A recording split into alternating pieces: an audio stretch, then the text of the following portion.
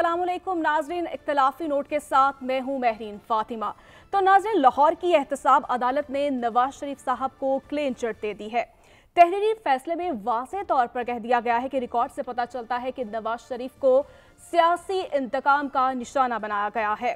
तो वहीं chairman PTI के गिर्द मजीद घेरा भी तंग होता हुआ दिखाई दे रहा है। 9 मई के वाक़यात में चेयरमैन तहरीक इंसाफ को मुकदमात में नामजद कर दिया गया है। तहरीक इंसाफ बतौर सियासी पार्टी क्या मुस्तकबिल रखती है और तहरीक इंसाफ इलेक्शंस के लिए कहां पर स्टैंड करती है, इसी पर हम आज बात करेंगे अपने प्रोग्राम में।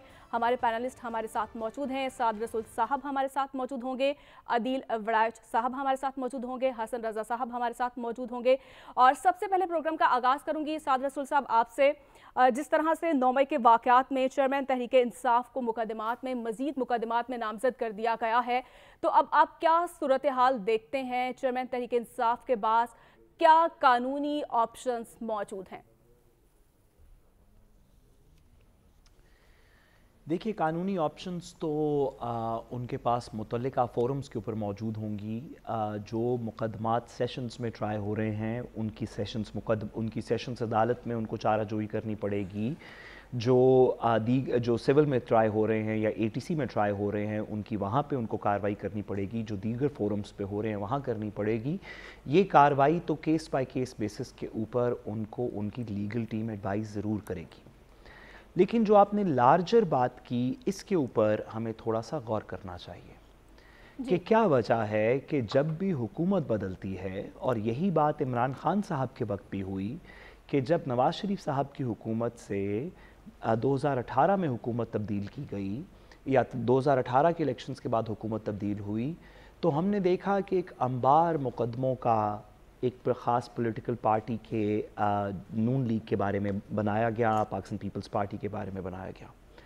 जब वो हुकूमत ख़त्म हुई और पिछले अप्रैल के अंदर, मई के अंदर जब ये वाली नई हुकूमत आई, तो हमने देखा कि रिकॉर्ड नंबर से फिर से केसेस बने।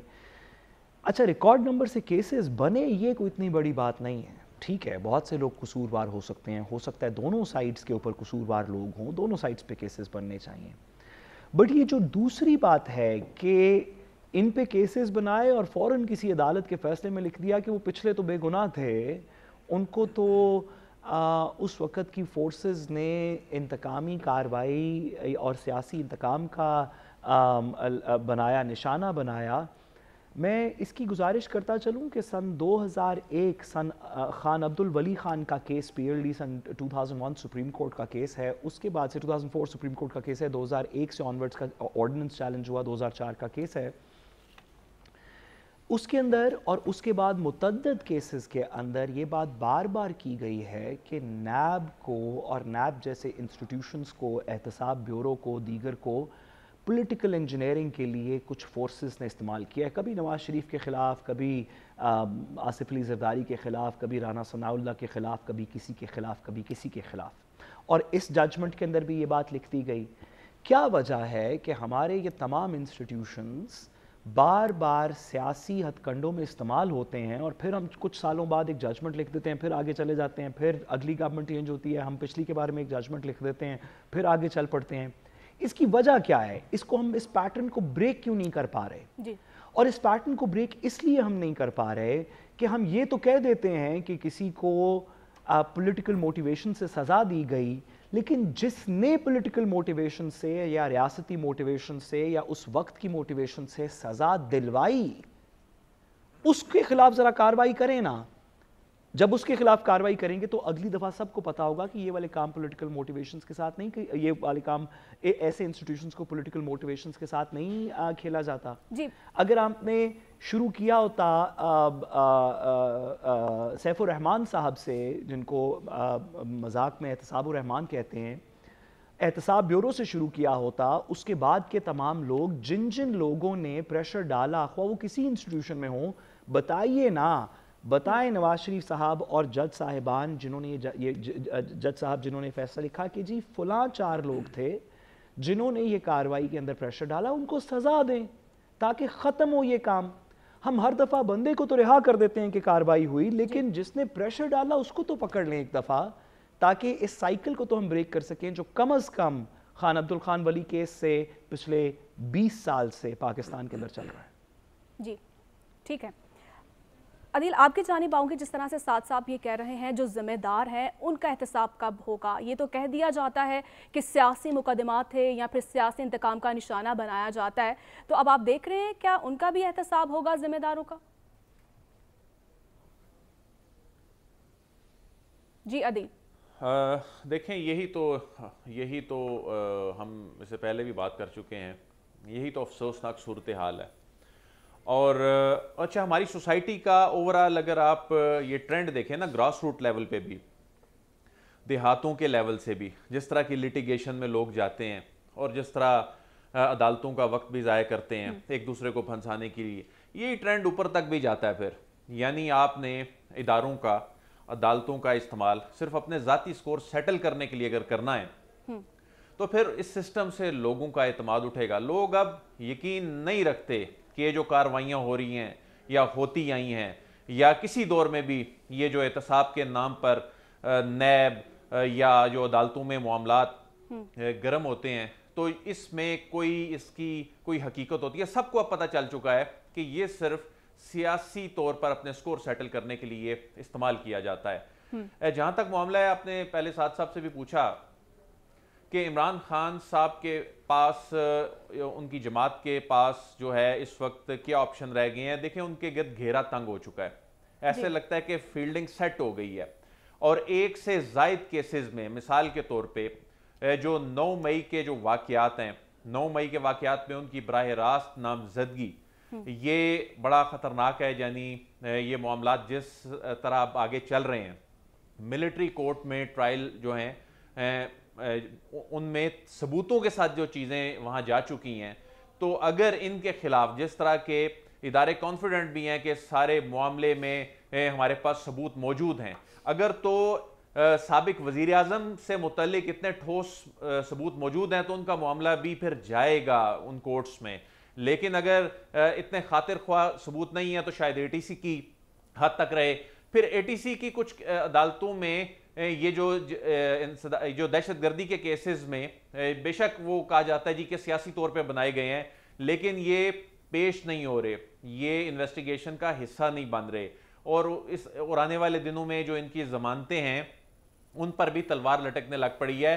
اگرچہ وہ سیاسی نوعیت کے کیس ہی جو دیگر جو اس سے پہلے ہوئے تھے، جو جوڈیشل کمپلیکس والا معاملہ تھا، جو دیگر معاملات تھے، میں ان کی بات کر رہا ہوں. جو 9 مئی والے معاملات ہیں، وہ 9 مئی والے جو واقعات ہیں، میری عرض سن لیں سعد رسول صاحب، جو 9 مئی کے واقعات ہیں ان کا یہ سیاسی کیسز نہیں ہیں، یہ سنجیدہ نوعیت کے معاملات ہیں. اور اس میں صرف انہی لوگوں پہ ہاتھ ڈال رہا ہے جن کے خلاف واقعی میں ثبوت ہیں.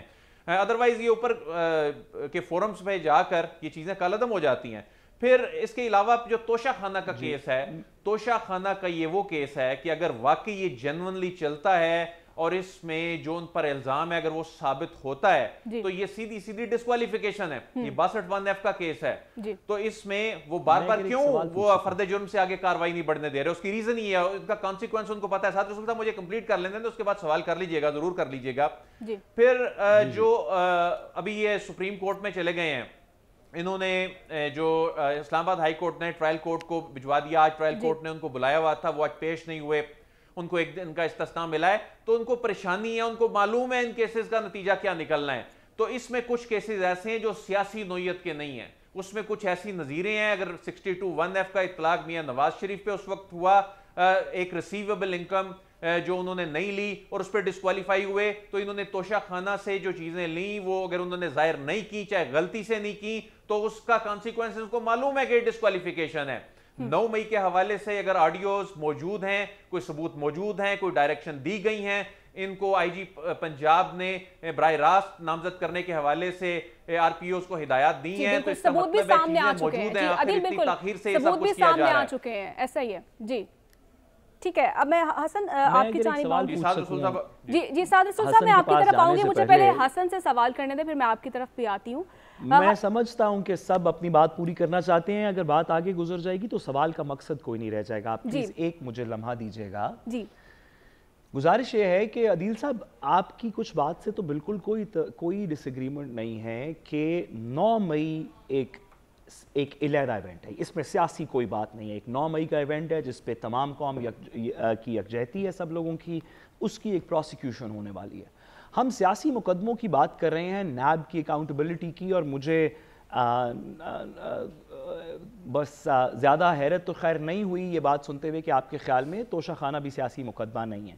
چلیں اگر نہیں ہے، یہ سارے عمران خان صاحب کے خلاف جو مقدمات ہیں وہ سیاسی نہیں ہیں. اگر توشہ خانہ سیاسی مقدمہ ہے تو پھر پناما بھی سیاسی مقدمہ ہے. اچھا میرا سوال پھر بات دونوں طرف کی کریں نا. اگر توشہ خانہ سیاسی مقدمہ ہے تو پھر پناما کیس میں بھی وہ جو کیپٹل ایف زیڈ ای اچانک نکل آیا اس کے بعد پھر وہ بھی سیاسی مقدمہ تھا. پھر دونوں کو تسلیم کرنا پڑے گا نا.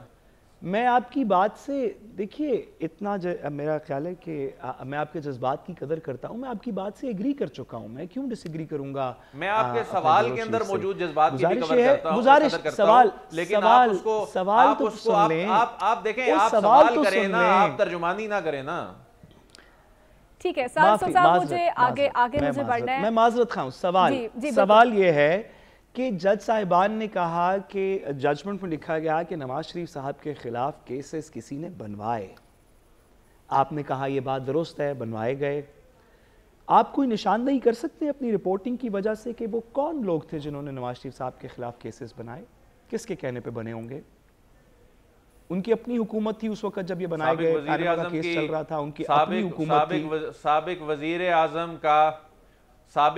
اعظم کا اس وقت وہ جو ایک پیج پہ ہونا، ان کی خواہشات پر رانا ثناء اللہ کے خلاف نواز شریف صاحب کی حکومت تھی جب کیس بن رہا تھا. خواہش پہ نواز شریف صاحب خود تھے حکومت میں جب یہ کیس چل رہا تھا. پہ جو مقدمات بن آپ اس کو پی ٹی آئی پہ نہ ڈالیں. جب آپ کہہ رہے ہیں کہ کس نے کیسز، آپ کہہ رہے ہیں کس نے کیسز بنائے نا اس وقت جب سابق وزیر اعظم کے دور میں اجازت چاہیے آپ کی، مجھے آگے بڑھنا ہے. بات پھر بھی عمران خان تک کی جائے گی. آپ کی جانب آؤں گی. حسن صاحب کیا دیکھ رہے ہیں کہ حکومت کو دوبارہ نیب قانون میں ترامیم کرنے کی کیا ضرورت پڑی ہے، اور کیا دیکھ رہے ہیں آپ کہ جلد کوئی بڑی گرفتاری متوقع ہے؟ دیکھیں پہلے تو بات یہ سمجھنے کی ضرورت ہے کہ احتساب کے نام پر جو بھی حکومت آئی اس نے احتساب کو اپنے سیاسی مقاصد کے لیے استعمال کیا. ہم نے ماضی میں بھی دیکھا، اور پھر اس میں اور ضروری نہیں کہ تمام کیسز جو ہیں وہ سیاسی مقاصد کے لیے استعمال ہوتے ہوں.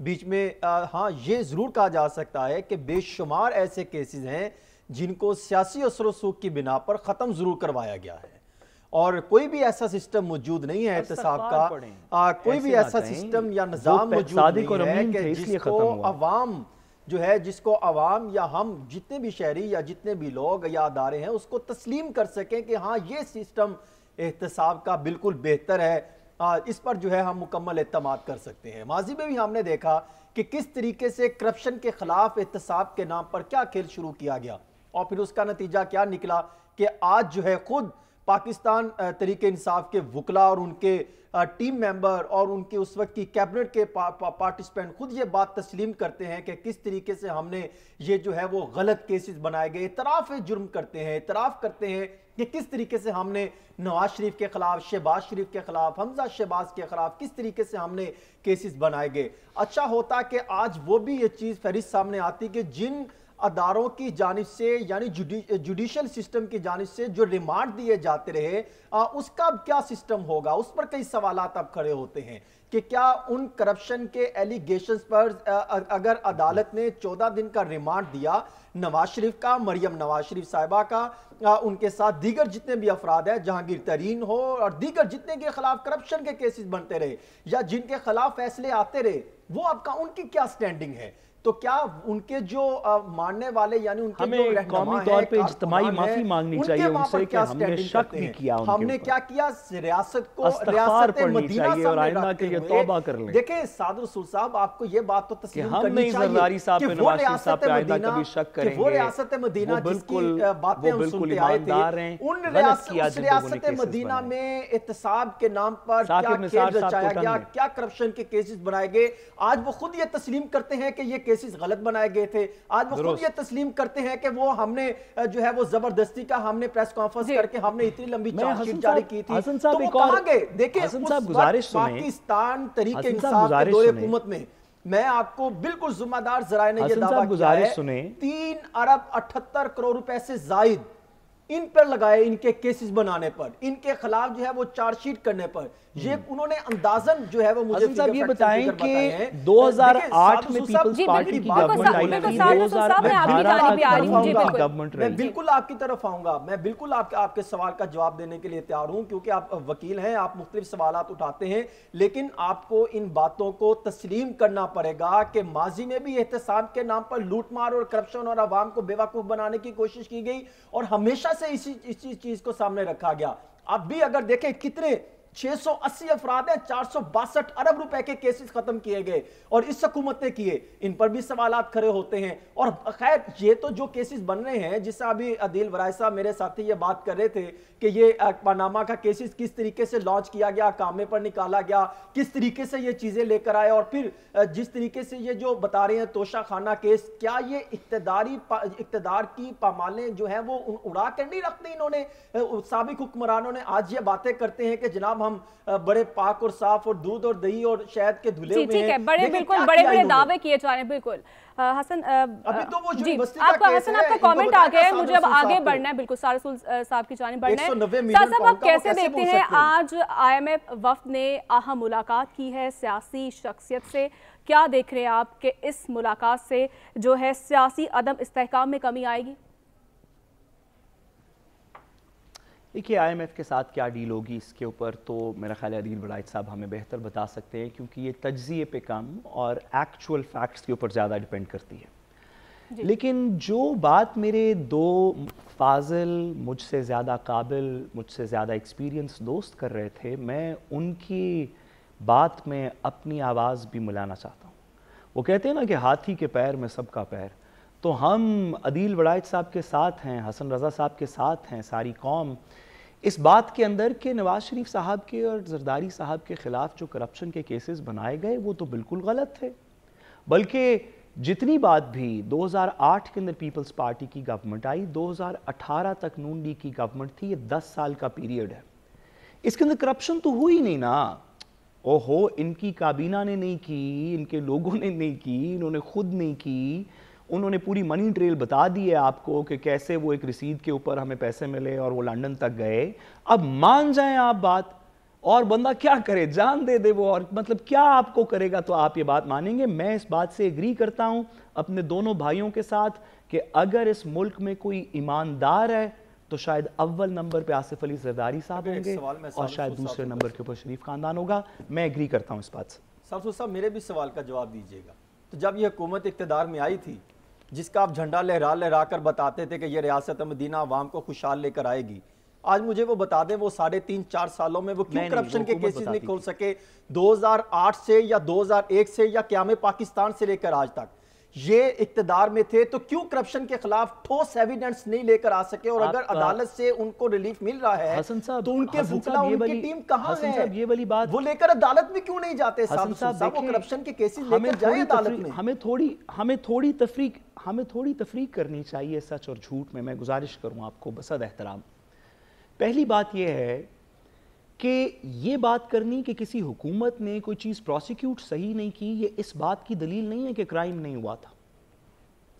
پاکستان کے اندر کسی شخص کو, آپ کو پتہ ہے کہ پاکستان کے اندر آرمی, یہ ملٹری کورٹ سے پہلے کسی شخص کو 2008 سے لے کے 2013 تک سزائے موت کا کرائم ATC کے اندر نہیں ہوا تھا. کیا اس کا مطلب ہے کہ کبھی ٹیررزم نہیں ہوا تھا اس پیریڈ کے اندر؟ اگر عدالت کے اندر کوئی چیز پروف نہیں ہوئی, اس کا مطلب ہے کہ وہ ایونٹ نہیں ہوا تھا. ہم دو مختلف باتیں کر رہے ہیں. حسن صاحب بات پوری سن لیں.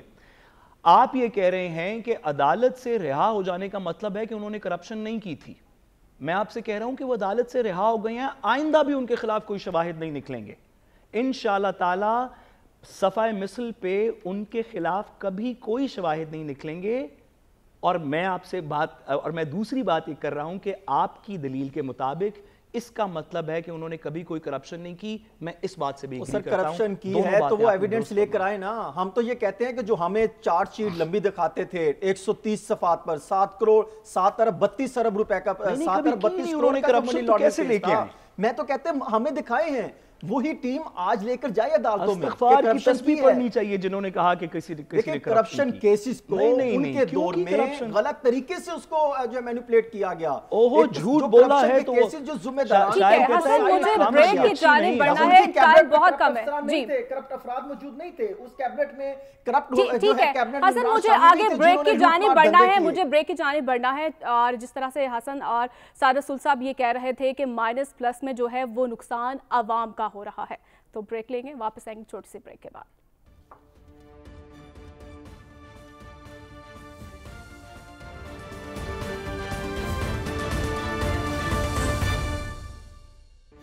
ویلکم بیک ناظرین. کچھ اچھی خبریں بھی ہیں اور وہ اچھی خبر یہ ہے کہ زراعت کے شعبے میں انقلاب آنے کو تیار ہے. ملک بھر میں 2000 ارب روپے کی معاشی سرگرمیوں کی راہ ہموار ہو چکی ہے.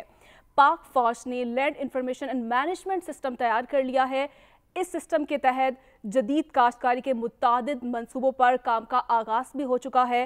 تو زراعت کے شعبے میں 3 ارب ڈالرز تک غیر ملکی سرمایہ کاری آئے گی. اسپیشل انویسٹمنٹ فیسیلیٹیشن کاؤنسل کے ذریعے پاکستان میں یہ سرمایہ کاری لائی جائے گی اور ملک میں خوراک کے بڑے ذخائر رکھنے میں بھی مدد ملے گی. لیکن اہم سوال یہ ہے کہ اس کے ثمرات ہمیں کب ملیں گے. عدیل آپ سے میں آغاز کروں گی. عدیل آپ کیا دیکھ رہے ہیں کہ اس کے جو ثمرات ہیں وہ کب ملیں گے اور مستقبل قریب میں آپ کیا دیکھ رہے ہیں؟ پاکستان دوبارہ زرعی میدان میں خود کفیل ہوگا؟ دیکھیں ہم زرعی ملک ہیں اور 10 ارب ڈالرز کی ہماری جو فوڈ باسکٹ ہے اس کی امپورٹس ہیں اور یہ ہمارے جو ریزروز ہیں ان کے اوپر بہت بڑا امپیکٹ صرف یہ فوڈ باسکٹ کا آتا ہے. یہ بہت بڑی خوشخبری ہے, یہ ایک انقلابی اقدام ہے. اچھا عام طور پہ یہ ہوتا ہے اقدامات کا اعلان کر دیا جاتا ہے, جس طرح آج پرائم منسٹر نے اس کا افتتاح کر دیا, اور بہت سے منصوبے ایسے ہوتے ہیں جو افتتاح ہو جاتا ہے اس کے بعد صرف کاغذوں اور فائلوں میں دبے رہ جاتے ہیں. لیکن اس منصوبے کے حوالے سے میں آپ کو یہ بتاؤں کہ اس پہ کام پہلے شروع ہوا ہے اور اس کا باقاعدہ افتتاح آج ہوا ہے, اور باقاعدہ جنوبی پنجاب میں ریگستانوں میں بنجر زمینوں میں یہ اس کو سرسبز کرنے کا, یہاں پر جدید طریقوں سے کاشتکاری کرنے کا آغاز گزشتہ کئی ہفتوں سے یہ شروع ہو چکا ہے, اس پہ کام شروع ہو چکا ہے. اور اس میں جو اس کا امپیکٹ ہے, دیکھیں ایک تو ہماری جو فوڈ سیکیورٹی ہے اس سے یہ تو یقینی ہوگی.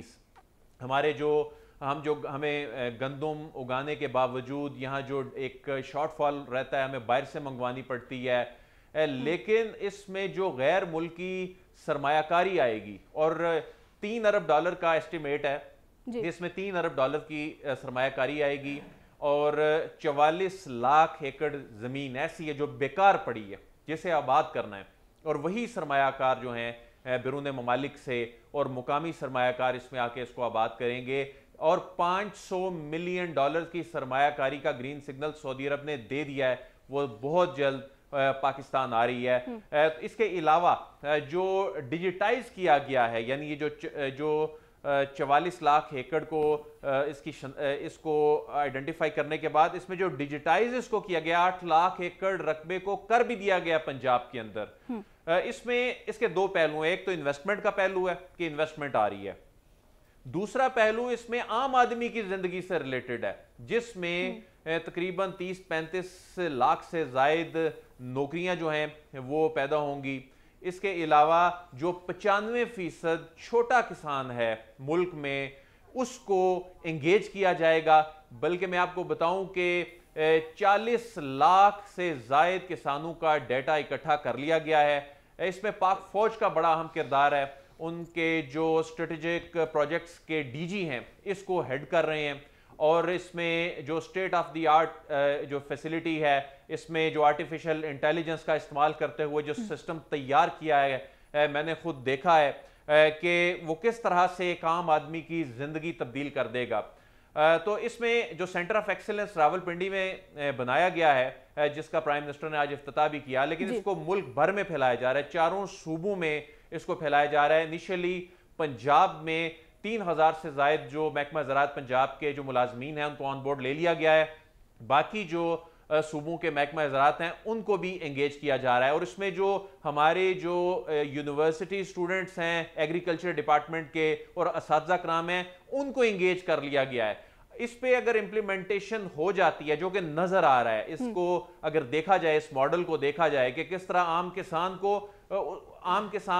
کو فیسیلیٹیٹ صرف کیا جائے گا، اس میں اس کی کیپیسٹی بلڈنگ کی جائے گی، اس کی فصل کی کم رقبے سے زیادہ گروتھ کے حوالے سے اس کی مدد کی جائے گی، تو اس میں اس کا یعنی جو پاکستان کے 95% کسان ہیں اس میں ان کا فائدہ ہی فائدہ ہے۔ دوسری جانب ہمارے جو اس وقت سب سے بڑا کرائسس جو ڈالر کا ہے، ریزرو کا کرائسس ہے، وہ ایڈریس ہوگا جب ہماری امپورٹ سبسٹیٹیوشن ہوگی۔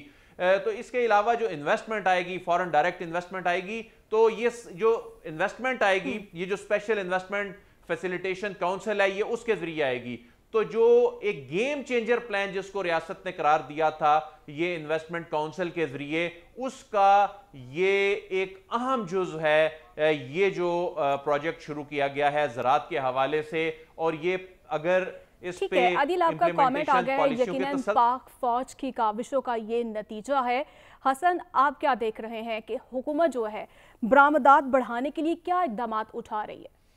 دیکھیں، پہلے تو یہ land information and management system یہ بنیادی طور پہ حکومت اور پاک فوج کا بے مثال منصوبہ سامنے آیا ہے، اور یہ کہنا کہ جو ہم سنتے آئے تھے کہ ایک ایڈ نہیں ٹریڈ کا خواب کب پورا ہوگا، میرے خیال میں وہ یہ منصوبہ جات ہیں جس کی جب یہ پایہ تکمیل تک پہنچیں گے تو پھر ایڈ نہیں ٹریڈ کا خواب پورا ہوگا۔ پھر جو ہم باہر سے چیزیں منگواتے ہیں، وہ جو $10 بلین جو زرعی شعبے میں ہم لگاتے ہیں درآمدات پر لگ بھگ $10 بلین، تو وہ ہمارے سیف ہو سکیں گے، وہ ہم پیسے پاکستانیوں کے شہریوں پر لگا سکیں گے۔ پھر دوسرا سب سے بڑا مسئلہ کہ جو خوراک کی کمی کے حوالے سے ہے، آپ دیکھیں کہ ابھی اعداد و شمار سامنے آ رہے ہیں کہ 36.9% پاکستانی خوراک کی کمی کا شکار ہیں، اور پھر 18.3% پاکستانی خوراک کے حوالے سے جن کو سنگین مسائل ہیں وہ شکار ہیں۔ جب یہ پروجیکٹ مکمل ہوگا، پایہ تکمیل تک پہنچے گا، تو پھر ہم خوراک کے جو ذخائر ہیں وہ سیو کرنے کے قابل ہو سکیں گے۔ اور اس سے بڑی چیز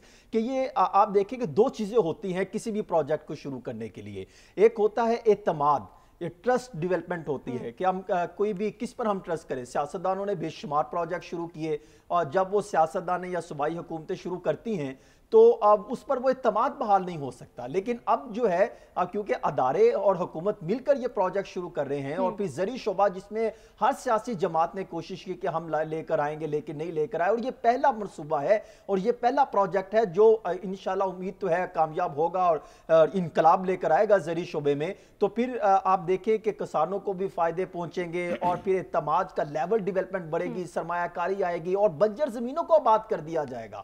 اور پھر اس کے بعد ایگزیکیوشن کے پروجیکٹ کو سب سے امپورٹنٹ دیکھنا ہوتا ہے۔ کوئی بھی پروجیکٹ ہوتا ہے جہاں پر اس لیے ہم دیکھیں نا، کوئی بھی پل بنانا ہو، پروجیکٹ لے کر آنا ہو، تو ایگزیکیوشن کس حد تک ہوگی۔ ہم نے دیکھا کہ جہاں پر بھی پاک فوج جو ہے وہ پروجیکٹ حکومت کے ساتھ تعاون ان کا رہا، اور یہ دونوں مل کر ایک پلیٹ فارم پر نظر آئے، تو وہ پروجیکٹ مکمل ہوتے ہیں۔ اور اب تو خاص طور پہ یہ کہنا کہ پروجیکٹ مکمل نہیں ہوگا، اس لیے میں ہمیشہ یہ بات کرتا ہوں کہ لانگ ٹرم پروجیکٹ، یہ لانگ ٹرم پروجیکٹ ہے، یہ 20 25 30 سال تک جائے گا، سرمایہ کاری آئے گی، ہم $10 بلین زرعی جو ہے وہ درآمدات سیو کریں گے، اپنی جو ہے وہ باقی چیزوں کو بڑھائیں گے، انویسٹرز آئیں گے، بنجر زمینوں کو آباد کریں گے۔ کبھی کسی نے سوچا کہ بنجر زمینوں کو آباد کرنے کا پروجیکٹ بھی کبھی شروع ہوگا؟ وہ آج شروع ہو چکا ہے۔ یہاں سے جو ہے وہ ہم ٹریڈ کی ابتدا کرتے دکھائی دے رہے ہیں۔ آپ دیکھیں سعودی عرب، UAE، چین اور باقی دیگر ممالک، یہ پروجیکٹ ہے، یہ سنجیدگی کا عالم ہے جس وجہ سے پاکستان میں سرمایہ کاری کرنے کے لیے فوکس کریں گے۔ پھر اسے دیکھیں جو اس سسٹم کا قیام ہے، اس سے کسانوں کو موسمی تبدیلیوں، فصلوں کی سیٹلائٹ سے ہمہ وقت جو ان کا بہت پرانا مسئلہ تھا وہ حل ہوگا۔ پھر پانی، کھاد اور سپرے کا کے حوالے سے جو علاقوں میں جو سہولیات تھی دستیابی کے کب اقدامات کرنے ہیں وہ سہولیات ملیں گی، کسانوں کا ڈیٹا مرتب ہو جائے گا۔ بے شمار پروجیکٹ، تو جب اس طرح کے پروجیکٹ مزید جو ہے وہ ابھی تو زراعت کا پروجیکٹ آپ نے دیکھا ہے، ابھی تو پھر IT کے معاملات میں ہیں، اس پر بھی فوکس کیا جا رہا ہے، اور پھر باقی پروجیکٹ کی طرف آئیں گے۔ تو یہ معاشی جو چینجر ہے یہ ہم دیکھ رہے ہیں کہ معاشی چینجنگ آتے ہوئے دکھائی دے گی۔ جو فیسیلیٹیشن کونسل کے قیام کے بعد IMF کے بعد معاملہ بھی آنا، اور پھر اس کے بعد آپ یہ دیکھیں کہ یہ پروجیکٹ کا آغاز ہونا، پھر آئندہ آنے والے دنوں میں سرمایہ کاری کی سچویشن آپ دیکھیں گے، تو میرے خیال میں عوام کو کو مثبت چیزوں کی طرف جو ہے اب فوکس کرنا پڑے گا. اب ان چیزوں کو بھول جائیں کہ کون جو ہے وہ ملک کو برباد کرنے آیا تھا, کون کیا کرنے آیا تھا, کس نے کس پروجیکٹ کو لے کر جو ہے وہ عوام کو سامنے رکھا اور پھر اپنے مفادات حل کیے, اور پھر آپ نے دیکھا کہ پھر ان ایسے لوگوں کا حل کیا ہوا, پھر کیا پھر ان کے جی حسن آپ کو کامنٹ آ گیا. بالکل اب ہمیں لانگ ٹرم پلان کی ضرورت ہے اور امید کرتے ہیں کہ اس منصوبے کے ثمرات جو ہے جلد عوام تک پہنچیں گے. مجھے بریک لینی ہے, ہمارے ساتھ رہے گا.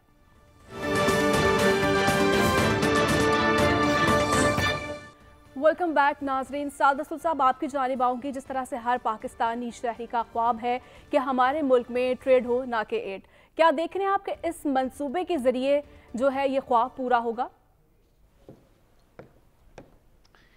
دیکھیے, سب سے پہلے تو وہ اس بات کے اوپر ریاست پاکستان اور ان تمام سرکاری عہدیداران, خواہ وہ سویلین سائٹ پہ ہوں یا خاکی سائٹ پہ ہوں, جنہوں نے پاکستان کے اندر اس طرح کے پروجیکٹس, خاص طور پہ اس طرح کی فورن ڈائریکٹ انویسٹمنٹ اتنے کروشل وقت کے اوپر لے کے آئے.